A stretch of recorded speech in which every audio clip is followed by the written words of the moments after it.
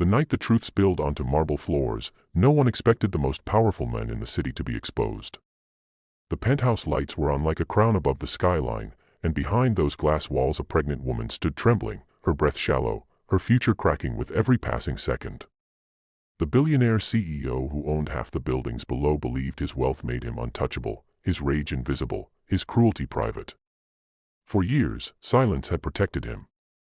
That night, silence finally broke. If you believe kindness still matters, if you believe second chances can save lives, take a moment right now to like this video, share it with someone who needs hope, comment your thoughts, and subscribe to the channel so more stories like this can be told. She had once believed love would save her.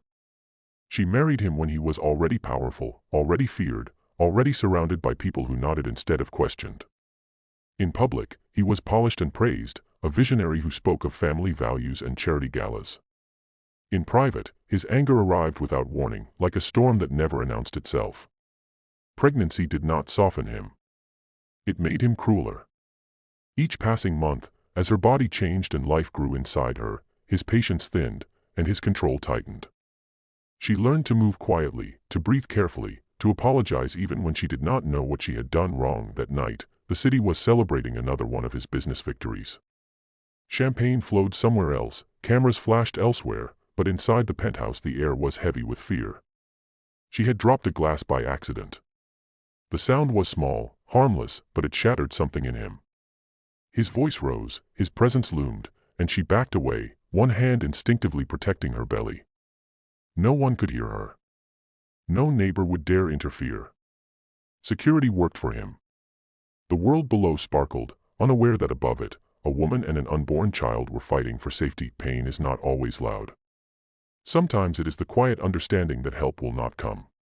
She remembered the warnings she ignored, the friends who drifted away, the way her world had slowly narrowed to hallways and closed doors. She wondered if her child would ever know peace, if this was the legacy she was bringing them into.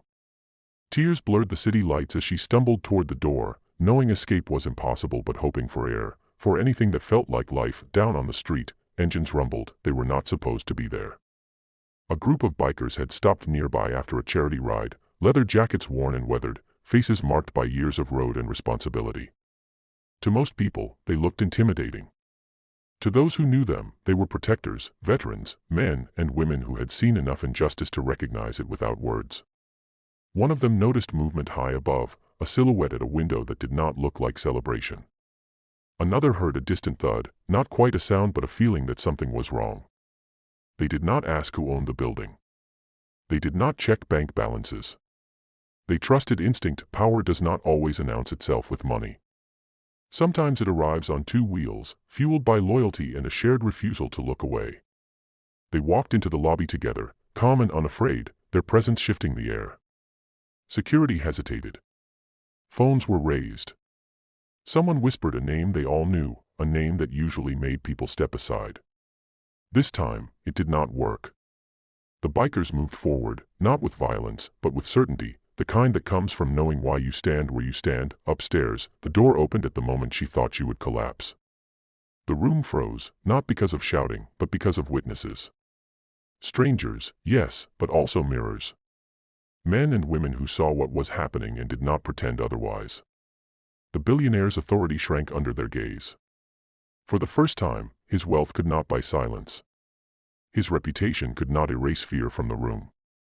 The woman felt it before she understood it, the sudden shift from isolation to protection, the weight lifting just enough for her to breathe. What followed was not revenge, but consequence.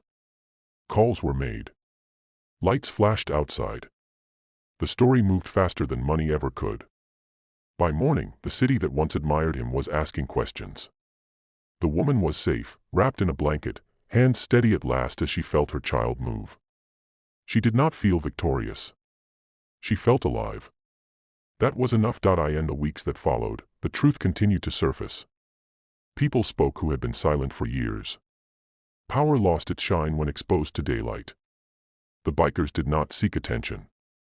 They returned to the road, to ordinary lives, carrying with them the quiet knowledge that they had stood where it mattered. The woman began again, slowly, bravely, learning that strength could be gentle and protection could come from unexpected places.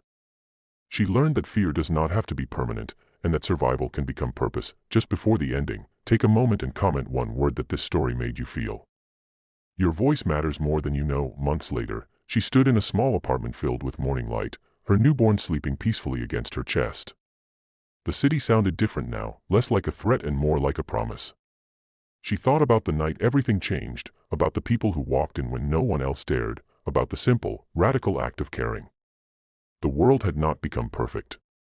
But it had become kinder, at least for one mother and one child. If this story touched your heart, if it reminded you that courage can come from unexpected places and that standing up can save lives, please like, comment, share, and subscribe. Your engagement helps keep these stories alive, and together, it helps kindness travel even further.